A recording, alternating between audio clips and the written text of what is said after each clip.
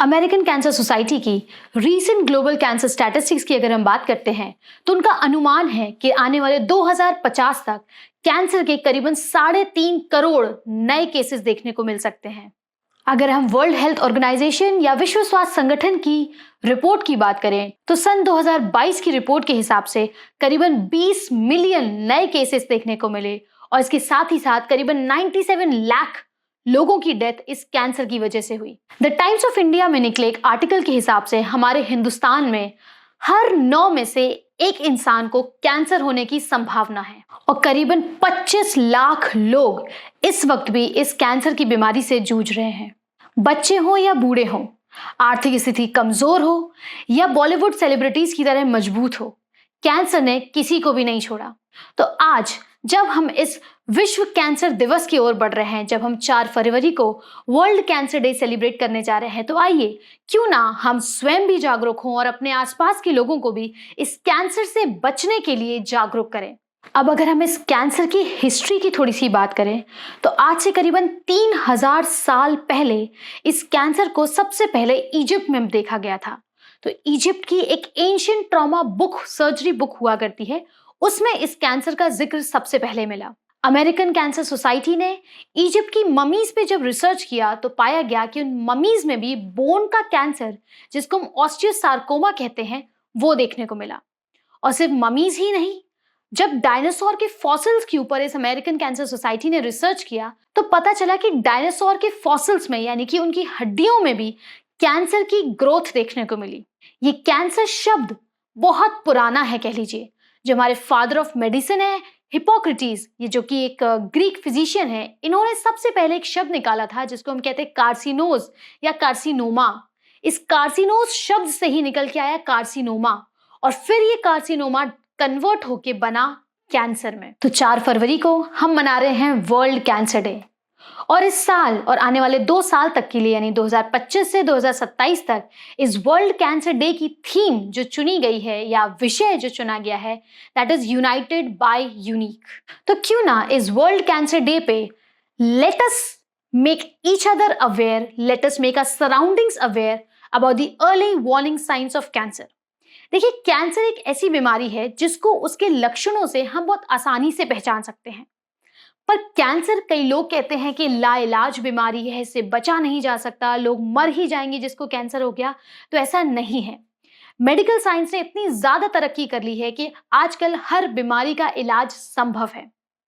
अगर हम कैंसर की ही बात करें, कैंसर का भी इलाज संभव है, बशर्ते उसको हमने अर्ली स्टेजेस में डायग्नोस कर लिया हो। जरूरी है कि हमारे शरीर में जो भी छोटे छोटे चेंजेस आ रहे हैं, छोटे छोटे बदलाव आ रहे हैं, उन चीजों को हम नजरअंदाज ना करें।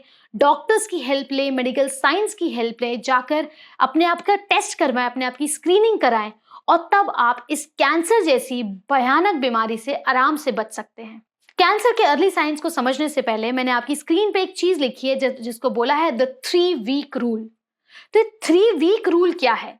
आपकी बॉडी में कोई भी चेंजेस क्यों ना आ रहे हों, जो सारे चेंजेस अभी हम आगे पढ़ने वाले हैं, सीखने वाले हैं, अगर ये चेंजेस 3 हफ्ते से ज्यादा या 3 हफ्ते तक आपके शरीर में लगातार बने हैं तो इसको नजरअंदाज ना कीजिए। तुरंत जाइए अपने हेल्थ के प्रोफेशनल्स को, अपने डॉक्टर्स को, अपने नर्सेस को जरूर दिखाइए, टेस्ट करवाइए, स्क्रीन कराइए, ताकि आप अर्ली स्टेजेस में कैंसर को, कैंसर जैसी बीमारियों को डायग्नोस कर सकें। So let's caution up against cancer. तो सबसे पहला वार्निंग साइन जो इस कैंसर के लिए आता है, जिसको हम सी से हम समझ सकते हैं, that is change in your bowel और ब्लैडर हैबिट्स। आपके यूरिन की जो पैटर्न है, आपका जो स्टूल पास करने का पैटर्न है, उसमें अगर कोई भी बदलाव आ रहा है, आपकी स्टूल की कंसिस्टेंसी लगातार चेंज है, ज्यादा से ज्यादा 3 हफ्ते हो गए, 3 हफ्ते से ज्यादा भी डायरिया हो रहा है बार बार, कॉन्स्टिपेशन बार बार बना हुआ है, आपके यूरिन में ब्लड आ रहा है, आपके फीसेस में या फिर जब आप स्टूल पास कर रहे हैं उसमें ब्लड आ रहा है, स्टूल पास नहीं हो रहा, दर्द हो रहा है, या स्टूल पास करते वक्त बहुत ज्यादा ब्लड जा रहा है, ऐसा कोई भी चेंजेस अगर आपके ब्लैडर और आपके बावल, यानी कि आपकी मूत्र नली में अगर कोई भी चेंजेस आ रहे हैं और आपकी मल नली में आपको लगता है कि कोई भी बदलाव आ रहा है, तो जरूर से इन चीजों को नजरअंदाज ना करते हुए अपने आप की जांच कराएं। इसके बाद अ सोर दैट डज नॉट हील। अगर ऐसा कोई भी घाव है आपके शरीर पे, चाहे वो छोटा सा घाव हो जो शायद बहुत लंबे समय तक ठीक नहीं हो रहा, कई बार हम इन छोटी छोटी चीजों को बहुत नजरअंदाज कर देते हैं। स्पेशली जो लोग डायबिटिक हैं वो लोग जरूर से ध्यान दें कि अगर आपके शरीर पे कोई भी छोटा सा घाव है, कोई भी कट लग गया, कोई किसी चोट लग गई, आप दीवार से टकरा गए, आपको ब्लेड से कट गया, आपको टेबल से लगे, कोई भी ऐसा घाव है जो भले ही शुरुआत में छोटा था, अब वो घाव शायद बड़ा हो रहा है या कह लीजिए ठीक ही नहीं हो रहा है, आप कितनी भी दवाई कर लिया आपने आपने उस पर ऑइंटमेंट्स लगा लिया, आपने दवाई खा ली, उसके बाद भी कोई भी सोर, कोई भी घाव जो ठीक नहीं हो रहा है काफी लंबे समय तक, वो एक कैंसर का वार्निंग साइन हो सकता है। उसके बाद आता है यू से आता है अनयूजुअल ब्लीडिंग और डिस्चार्ज। आपके शरीर के कोई भी ऑरिफाइस क्यों ना हो, चाहे नोज हो, चाहे माउथ हो, चाहे ईयर्स हो, मेल्स में पीनस हो, फीमेल्स में विजाइना हो, आपका रेक्टम हो, एनस हो, आपकी बॉडी के किसी भी ऑरिफाइस से या किसी भी ओपनिंग से अगर ब्लीडिंग आ रही है, फीमेल्स के ब्रेस्ट से यानी निप्पल से अगर कोई भी डिस्चार्ज हो रहा है, रेड कलर का डिस्चार्ज आ रहा है, पानी सा निकल रहा है बहुत ज़्यादा, या आपकी पीरियड्स बंद हो गए हैं उसके बाद भी आपको डिस्चार्ज आ रहा है, प्रेगनेंसी नहीं है उसके बाद भी वाइट सा सब्सटेंस आपके निप्पल से निकल रहा है, मेल्स में उनके पीनस से अगर डिस्चार्ज हो रहा है, अगर एनस से ब्लड आ रहा है, कानों से खून निकल रहा है, नाक से बिना बात के, बिना किसी चोट लगे, बिना किसी मौसम के चेंजेस, अगर कोई भी अनयूजुअल ब्लीडिंग या अनयूजुअल डिस्चार्ज आपको अपने शरीर में नजर आता है तो फिर से इसको नजरअंदाज बिल्कुल ना करें।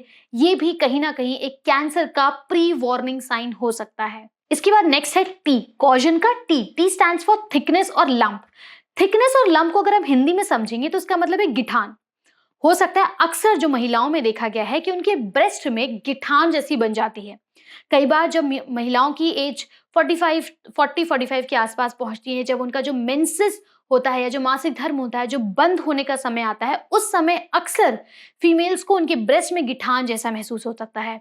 चाहे वो हो सकता है कान के पीछे आपको गिठान महसूस हो सकता है गर्दन के पीछे गिठान महसूस हो रहा हो, मेल्स को हो सकता है उनके पीनस या उनके स्क्रॉटम में गिठान महसूस हो सकती है।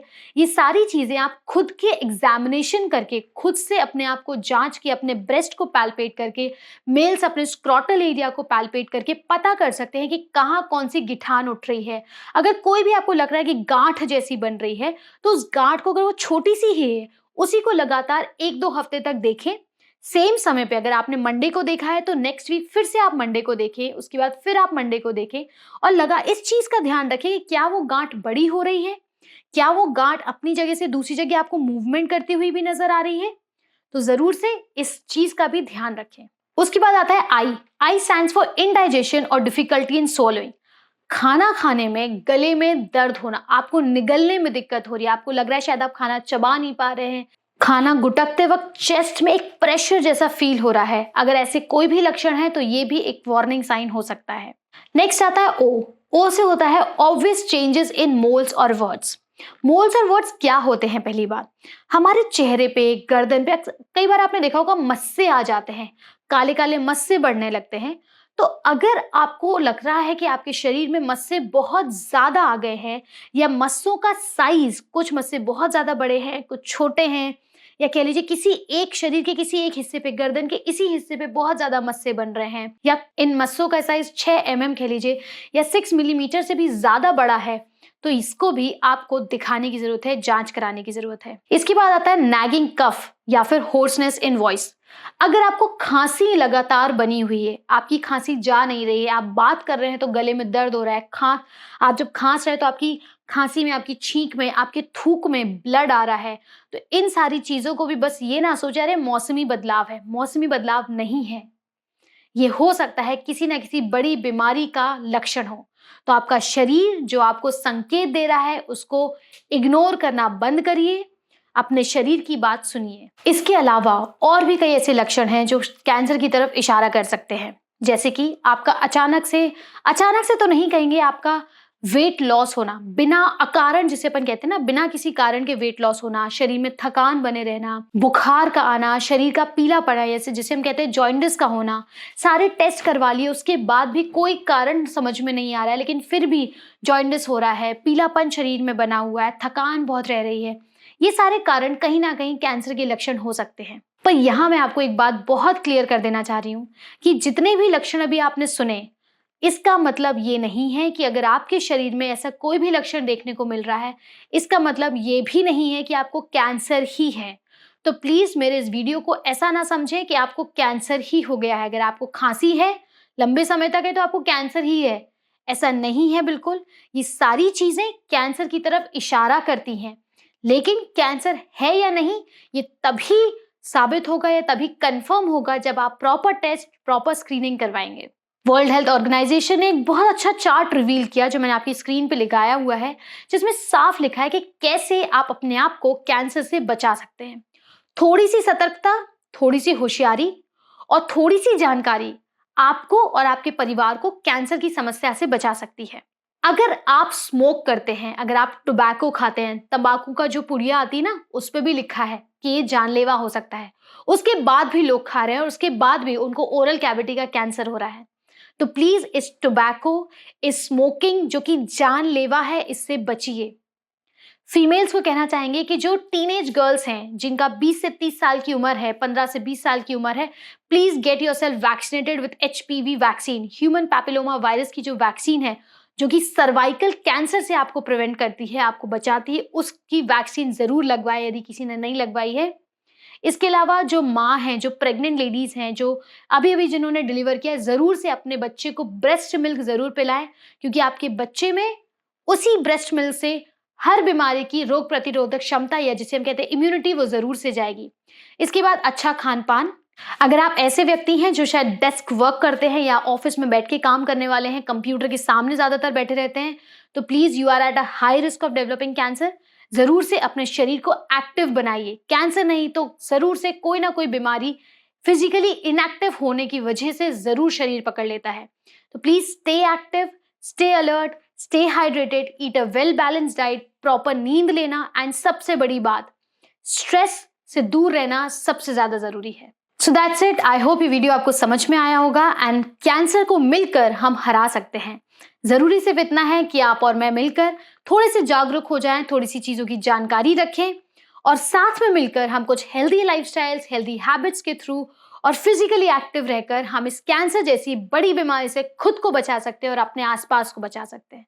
Thank you. Keep learning, keep growing.